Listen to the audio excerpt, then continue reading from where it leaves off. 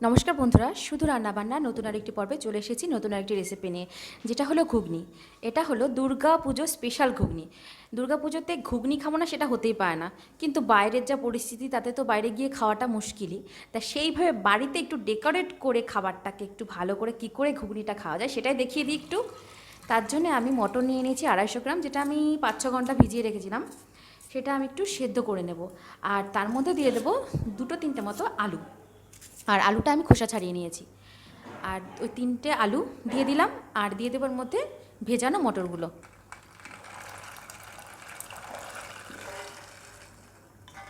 আর এর মধ্যে দিয়ে দেবো আমি 3টে মতো কাঁচা লঙ্কা,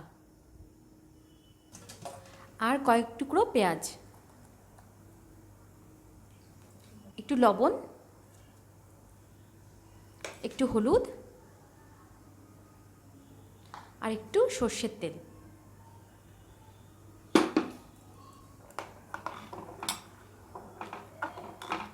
এবার আমি মটরটা একটু সেদ্ধ করে নেব। এর জন্য আমি 3টে সিটি দেব। মটরটা আমার সেদ্ধ হয়ে গেছে। মটরটা কিন্তু খুব গলিয়ে ফেললে কিন্তু ভালো লাগবে না। দেখুন, এরকম গোটা গোটা থাকবে, অথচ ভেতরে নরম, এরকমভাবে সেদ্ধ করতে হবে। আর আলুগুলো ওর মধ্যে থেকে তুলে নিতে হবে। এবার ওই আলুগুলোই আমি একটু টুকরো টুকরো করে কেটে নেব।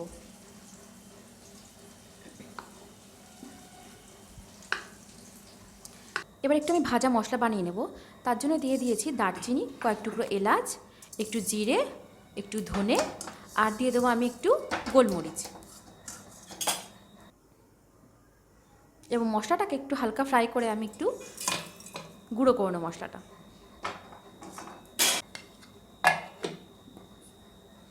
এবার আমি কড়াইতে সর্ষের তেল দিয়ে দিলাম, আর ফোড়নে দিলাম জিরে, শুকনো লঙ্কা, আর তেজপাতা।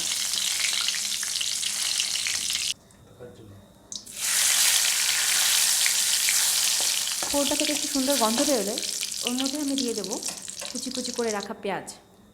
তার আগে দেখিয়ে দিই, আমি নিয়েছি পেঁয়াজ, একটা গোটা টমেটো, কাঁচা লঙ্কা কুচি, আদা বাটা, রসুন বাটা। এবার আমি পেঁয়াজগুলো দিয়ে দিলাম। ঘুগনিতে সবসময় একটু টমেটোটা বেশি হলেই ভালো লাগে, তাই সেজন্য আমি পুরো একটা গোটা টমেটো নিয়ে নিয়েছি, বড় সাইজের।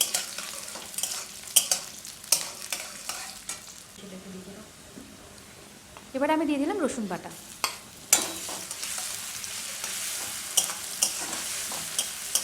এবার দিয়ে দিলাম আদা বাটা।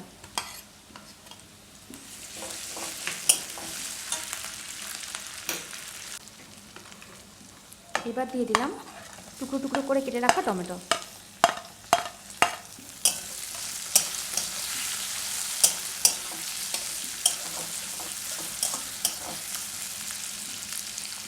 এবার এর মধ্যে আমি দিয়ে দিলাম ধনের গুঁড়ো হাফ চামচ, জিরের গুঁড়ো হাফ চামচের থেকে একটু কম, আর লঙ্কার গুঁড়ো হাফ চামচ, আর কাশ্মীরি লঙ্কার গুঁড়ো দিলাম হাফ চামচ।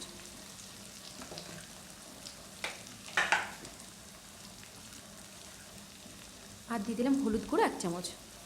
আমি হলুদ প্রথমে একটু সেদ্ধর সময় দিয়েছিলাম, আর এখানে একটু দিলাম।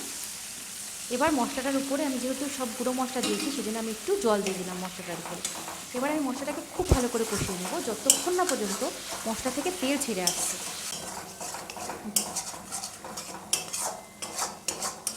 দেখুন, মশলা থেকে খুব ভালো তেল ছেড়ে এসেছে। আবারও আমি আরেকটু জল দিয়ে আরেকটু কষাবো, যাতে আরেকটু তেলটা ছেড়ে এসে আরও ভালো কষা হয়ে যায়।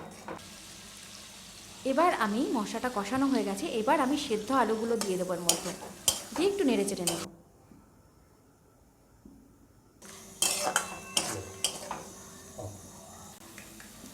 এবার আমি মশলাটার উপর একটু লবণ দিয়ে দিলাম।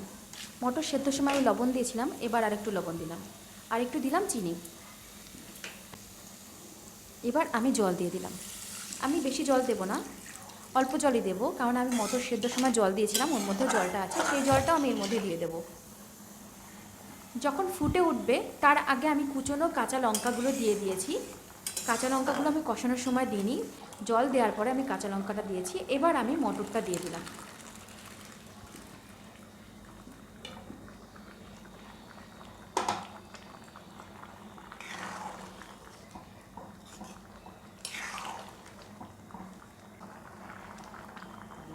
লবণটা চেক করে দেখলাম একটু কম, তাই আবার একটু লবণ দিয়ে দিলাম। এবার আমি যে ভাজা মশলাটা করে রেখেছিলাম সেই ভাজা মশলাটা দিয়ে দিলাম। এইভাবে ঘুগনি করে দেখবেন আপনারা, সত্যি ভীষণই ভালো লাগে খেতে। দোকানের কোনো প্রয়োজনই হবে না যদি এইভাবে ঘুগনি বানিয়ে বাড়িতে খান। দেখুন কি সুন্দর একটা কালার এসেছে, দেখতেও যেমন হয়েছে খেতেও কিন্তু খুব ভালো লাগে এটা। আর এবার একটু ডেকোরেট করে নিই খাবারের উপরে, তাহলে পুরোই দোকানের খাবার মনে হবে। তার জন্য আমি একটু পেঁয়াজ দিয়ে দিয়েছি কুচি কুচি করে, একটু ধনেপাতা দিয়ে দিয়েছি, একটু ভাজা মশলা, আর উপর থেকে একটু ভুজিয়া দিয়ে দিয়েছি, আর একটু পাতিলেবুর রস। অবশ্যই কিন্তু বাড়িতে ট্রাই করবেন পুজোর মধ্যে। তো আজকের জন্য টাটা, ফিরে আসবো আবার নতুন কোনো রেসিপি নিয়ে।